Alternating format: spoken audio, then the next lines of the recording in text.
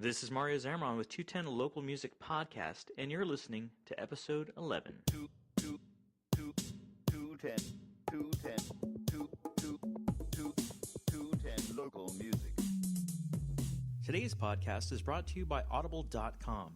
Get a free audiobook download at www.audibletrial.com/210localmusic. There are over 150,000 titles to choose from for your iPhone, Android, Kindle, or MP3 player. This is 210 Local Music Podcast. We bring art, music, and entertainment to you straight from the Alamo City in San Antonio, Texas, where the culture of our past and the innovation and creativity of tomorrow collide. We're there. You can find us online at www.210localmusic.com, on Twitter, and don't forget to like our fan page on Facebook. Here's your host, Mario Zamron. This is episode 11. I want to start off this episode, first of all, by saying I've got some merch, and I plan on having a lot more merch coming soon. If this first bit of merch does well, then I can go ahead and put that right back into making more merchandise. Right now we've got bumper stickers. You can check that out at www.squareup.com/market/210-local-music. The bumper stickers are actually going to be $6, no tax, and no shipping. Or rather, the shipping is included in that price. And I'd also like to mention that we're now offering sponsorship for our 210 Local Music Radio sister podcast. That's actually on blogtalkradio.com. And one of the worst things about blogtalkradio.com, sorry guys if you all are listening, is that the quality is extremely low. So what I'd like to do with this sponsorship opportunity is bring it to the current podcast host that I use for the regular 210 Local Music Podcast. It's much higher quality, a little bit more flexible, and a little bit easier to promote. I'll still probably be running it off the Blog Talk Radio as long as it's free. I believe in about 2 weeks that my free trial is over, and that'll knock me back down to 30-minute episodes, which, in my opinion, isn't really enough to host a radio show. But we'll look into other alternatives in the meantime. I also wanted to mention again, I know I'm going to play the commercial later on in this episode as well. We are an affiliate of Audible.com. You can do a free trial through Audible. It's a 30-day trial, and you get a free ebook that you can download. Best part about it is we get some money off of that. You don't have to pay anything. You can cancel your trial at day 29, and we'll still get paid. The podcast will still get that sponsorship money. You can check that out at www.audibletrial.com/210localmusic. In this episode, I got a great chance to sit down and talk with the guys from Slowlikefire. They are kind of they're a very new band. I believe they kind of really got things together back in February after the majority of the group's previous band, Let a Swan, dissolved. Moving forward now with Slowlikefire, I went to their concert last Saturday for their CD release, and I have to say that it was phenomenal. These guys are very polished. They sound wonderful. They're amazing. Their music is really, really well produced. You'll be able to hear a plug for the studio that they went with in the podcast interview as well.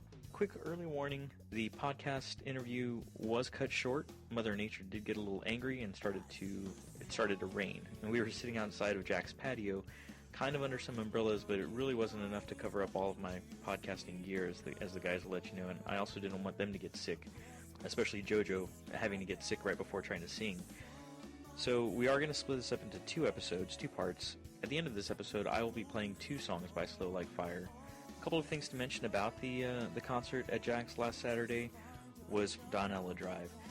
These guys recently parted ways with their lead singer and are currently looking for a new lead singer. And I just have to tell you, if you consider yourself talented at singing in any way, shape, or form, give these guys a call. They put on an amazing show just for the brief period of time that they were on stage. And keep in mind that they were also doing it as an instrumental group. There were no vocals except for one song. The lead singer of Slowlikefire, JoJo, did hop on vocals for them on one song, and that was just an amazing experience. These guys sound great as well. They're very polished. I even joked with them backstage and said, hey, it doesn't even sound like you guys sleep ever. All you do is practice. And they pretty much agreed that that's where they're at right now, trying to get everything polished up. I'm really looking forward to working with them in the future and getting an interview. Maybe once they get a lead singer together, or maybe before that, depending on the time frame. But but I really want to play some of their music for you soon. Right after Donella Drive was the Black Market Club. I gotta admit, I follow these guys on Twitter. I hadn't really had a chance to listen to their music yet, and seeing them live, it was also a very amazing experience. They sound like more like a South Texas rock kind of style, a little bit harder edge. So I would like to get a hold of you guys, Black Market Club. Keep an eye on your Twitter feed. I'll be hitting you guys up soon for some music to play on the radio podcast and see what we can get going there. After that was Slowlikefire. They played pretty much their entire CD. The guys are a really nice group of guys. Jaime and I had been in contact for a few weeks to try to get this together. I also want to thank them for hosting the giveaway that we had on the 210 Local Music Twitter and Facebook. The winners, there were 2 winners. They each got 2 tickets and 2 free CDs, and they showed up early enough that they were also able to pretty much get those CDs signed by almost all the members of the band. But to me, that just means that they have to go back again to another show to finish getting the rest of the signatures. So future bands that are wanting to be on the show, that's something that we could definitely work out. Any sort of contest or giveaway, anything like that, let me know, and we can get that done. So without further ado, I want to lead you right into the interview. Again, it was done outside at Jack's Patio Bar. About 2 minutes into the interview, the music kicked on outside, so you get a little bit of music along with the interview. There's some nature sounds, some cars, and then later on you can really hear the rain start to come down. So hopefully you like a natural environment of sound, because then you'll be able to experience it just the way it happened. Jaime and I are now looking to try to reschedule the second half of the interview for you guys soon. Thanks again for listening, and here is Slowlikefire. So first of all, guys, I want to say thanks for letting me interview you guys before. I know you guys are really busy, so I appreciate it. Thanks for having us. Thanks for allowing me into the sound check. That was amazing. I've only gotten to sit in on a few, and I love it every single time I do. Nice. And especially with you guys. You guys have such a... It's funny. It's a sound that sounds like I've felt it before, but not that I've heard it before. I don't know if that maybe makes sense to you guys. Maybe not. I don't know. Yeah, I mean, we try to stay catchy, so I guess it's real easy to relate. Maybe if you hear like a chorus, it's easy to relate, something like that with another person's sound. But we try to, these guys, they have the Monzone brothers. They have their like sound that they've been doing for years. It's like the Monzone sound. I think they could probably elaborate better on what they do. Let's start with the intro. Let's go through that, and then we'll definitely hit on that first. So I always start off asking everybody, who are you and what do you do? I'm JoJo. I sing for Slowlikefire. I'm Nick. I play the drums. for a different band, or for Slowlikefire. I'm David. I play guitar for Slowlikefire. I'm Jaime Monzon. I play the guitar for Slowlikefire. I'm Lalo. I play the bass for Slowlikefire. So first, let's get into the Monzone sound. Wow, that sound's been developing for a long time. Me and Jaime have been in several different 3-4 bands already. We were not even aware, like all of a sudden we start writing with each other and things just kind of fall into place. We didn't really I don't think it was a process for us, and we didn't realize what was going on. It was just like, wow, we both don't always like to play rhythm and one lead. Sometimes we're both playing like melodies over each other, and we're like, started realizing that it sounded really good. But people started telling us that they liked that sound, and it's followed us throughout different bands. Yeah. And they have always mentioned it, that sound is still there. Nice. And it's That's a background sound out here behind us. it's just like layering, and I don't think we ever really plan it. It just kind of happens. I mean, it doesn't happen right away, and sometimes we have an idea, and then we gotta kind of come together and like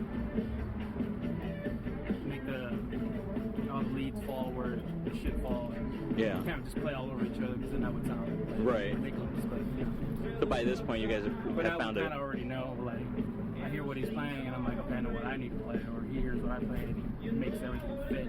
Become more intuitive And that's over just more time. like, it's become easy for us eventually. It is more of an intuitive thing. Like I said, we don't really think about it. It just kind of happens. Yeah, and then it's just refining it afterwards. So I also wanted to touch on the name of the band. What was the decision? How did that sit down talk go to decide, or had it been something that had been in somebody's mind? I'm curious too about that. When I joined the band, they had the name established. We had thrown a bunch of different names around. I think it kind of came. I think we had something with slow and something. Yeah, we kind of had like something with drew, fire. we all had like lists of things we were writing, like different ideas of names, so we were kind of like messing around with them. And One day I was in Austin at David's house, and we were going through names, and I think one of them was Why I Like Fire, or something like that, and there was Slow something, and somebody said, "Ooh, what about Slowlikefire?" I think it might have been. That was probably me, actually. I don't think you were there. No, you weren't. I probably wasn't there, but I was there in spirit. And then it stuck in my mind right away, and I really liked it. And so when I came back to the guys and I told them about it, you know, we thought about it for a while, and everybody liked it. And I liked the fact even more that if you search Slowlikefire, there was nothing. Yeah. So now that you look up Slowlikefire, we're the first thing. Yeah. especially if you put it all together, slow like fire, it's like nothing. Oh yeah, it's all one word, not 3 separate words. Okay, yeah, that's one thing I was going to ask as well, because Google doesn't like it as one word first. Google hates one word. Google hates us. Google hates us. I'm a Yahoo guy. Initially it does, Right. but I think as time passes, It's getting the hang of us, just like everyone. So let's go ahead and start also with who got each of you guys into music? Was it family? Was it somebody that put the musical bug in your ear? Something that got you started? I remember ever since I can remember being young, I always wanted to play guitar. And I would always listen to the radio, and I was like, I want to do that. I want to play. And one day, I think I saw the video for Bon Jovi, You Give Love a Bad Name, like the live one, and I was like, that's what I want to do. I want to play. Hey. Yeah, maybe we should cut that in. That's all right. Later on, I'm going to ask you guys what your It's not guilty Vegas. pleasures are. Well, for me as a bass player, I guess Paul McCartney from the Beatles kind of got me inspired to play the bass. Paul McCartney and John Paul Jones from Led Zeppelin. Nice. So those were like my primary initial influences to want to pick up the bass and play the bass. What about you, Nick? What made you want to play? Well, my mom, she played violin for the San Antonio Symphony, and I was kind of raised on, classical and jazz, studied that in college.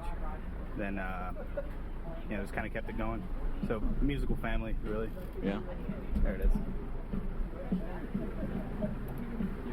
Is it? Oh. Well, I mean, following the brother's steps over here. He's the older brother, so I said, like, yeah, I'll play guitar too. But I think MTV was barely hitting our town as far as television. We started seeing stuff on TV. Yeah. Listening to whatever we can get a hold of. We started playing guitar, so I started trying to learn as well. Parents got us guitars. Yeah. I kind of dropped off a little bit. Like I got a little, I don't know. But I picked it back up again when I think when I was like 9th grade. So everybody's playing music. So, Yeah. I want to play guitar again. So that's how it all started.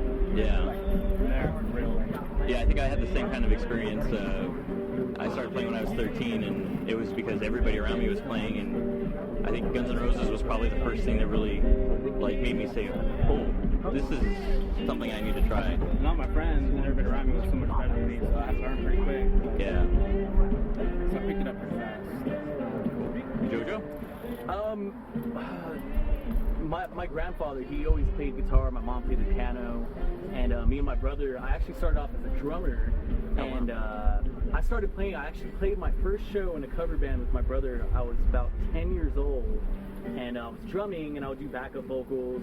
My brother's playing bass, and he wasn't a very good singer. He was a really good bass player, but he wasn't a good singer. And a friend of mine, he told me, hey, you should sing. And I ended up singing for his band. It was a metal band. And I did that, and then I started actually singing, you know, because screaming and stuff, it's cool, but I mean, you know, as I got older, I wanted to, you know, like the ladies don't like screaming, you know what I mean? Like, they already scream enough, you know, so with, you know, me, like, I try to actually physically sing, and then, you know, I kind of started perfecting my voice, and I was in choir my junior year, loved it, loved choir, recommend it for any of you high schoolers out there, join choir, it's awesome. And there we go, I've been perfecting, you know, the vocals. I'm still working on it, you know, I still don't think I'm a perfect singer. We could all improve, but yeah, 10 as a drummer, 26 as a singer. That's how it goes. Spurs. And you guys had mentioned small town. Who's, a show of hands, even though the audience can't see the hands, who's from San Antonio? I was born in New Mexico, but I've been here since I was 2. That so counts. Yeah, that counts. I'm say town. I'm from San Antonio. Yeah. Who's Nick, by the way? Thanks for asking. Thank you, Nick. Thanks. David and I are from Del Rio, Texas. That's a small town. Yes. Well, Yes. I'm from Chicago, so Oh wow. Chicago. So when did you guys end up moving here?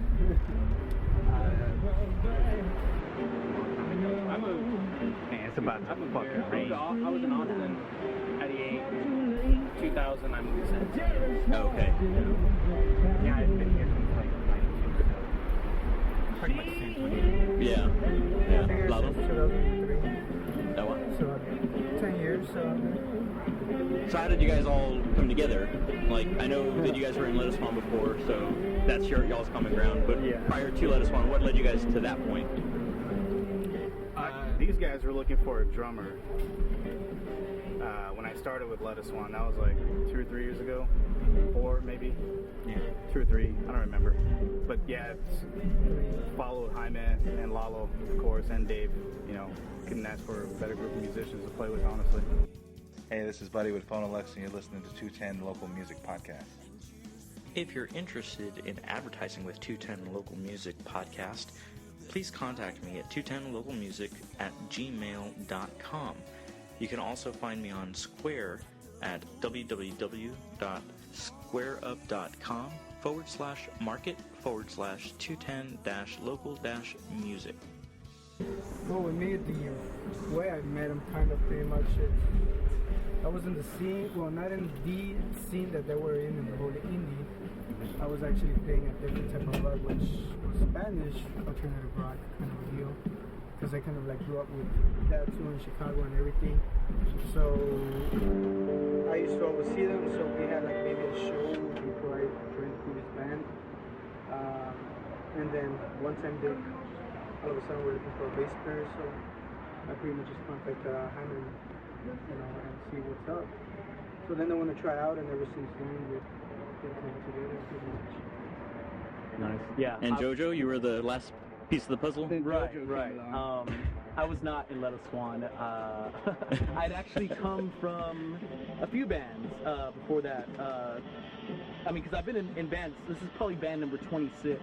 Oh my for God. me. Yeah. But being that I had started playing so young, I would actually watch Jaime and David in a older band called Drug Honey. I'm sure nobody else there from the old White Rabbit scene remembers that one, but I would watch them, and so I knew them, and I actually saw Jaime at a bar, and he asked me, you know, if I was still singing, and I was like, yeah, you know, I sing for a band right now. I was in a band called Skyline, and he was like, oh, that's cool, and he was kind of walking away, and I was just like, wait, I mean, why? Like, why do you ask? You know, he's like, basically, he was looking for a singer, and I was like, oh, cool, you know, whatever, tell me about it. He's like, yeah, you know, I'm looking for a singer, but I don't want screaming or anything. And I was like, well, me either, you know, because I think the band he thought I was in was Brotherhood, which I was in a metal band called Brotherhood they've been around for a while, but I was their latest singer before they broke up.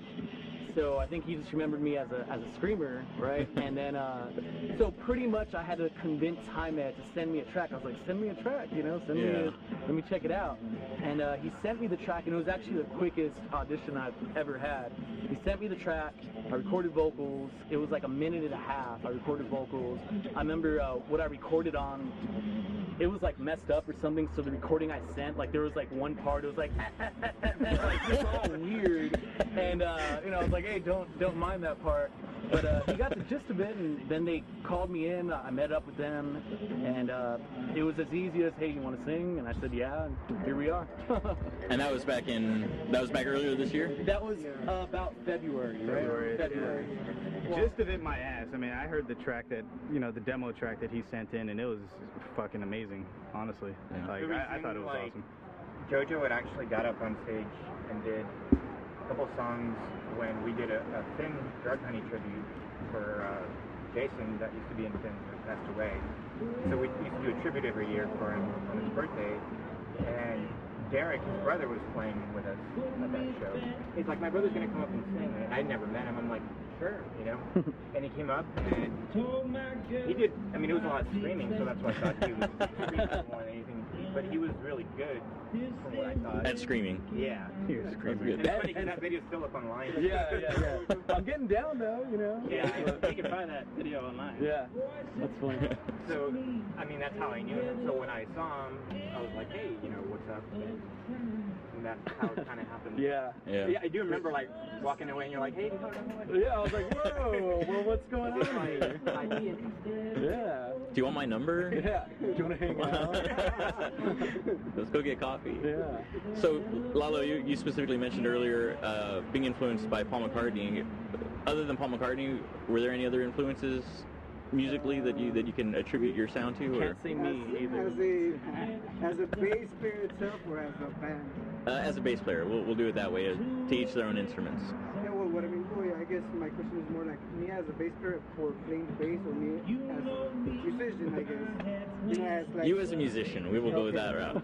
It's not the same shit at all. Because I'm all categorized. This is for bass player, this is for life, for hi-hat, growing up. Well, I mean, besides, of course, Beatles, Zeppelin, like the old school rock and roll bands, I also listen to a lot of like Jane's Addiction. I listen to, let's see, The Cure. What else do I listen to? I listen to pretty much a lot of the UK sound from, I guess, the 80s, 90s. A lot of the UK Radiohead. Yeah. I grew up with U2 also. U2 was another band that I got interested in. Yeah. Ever since I was a kid too.